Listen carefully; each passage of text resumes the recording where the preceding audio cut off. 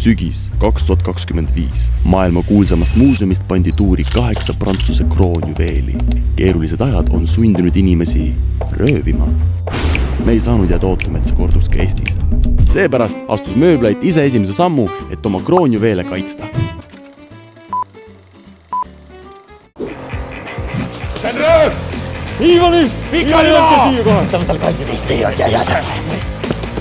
Võtame selle diivani seal. Ja raiski mõtle, et teha midagi naljakat. Härrased, aga meil juba on soodustus kuni 70%. Ei ole vaja varastada.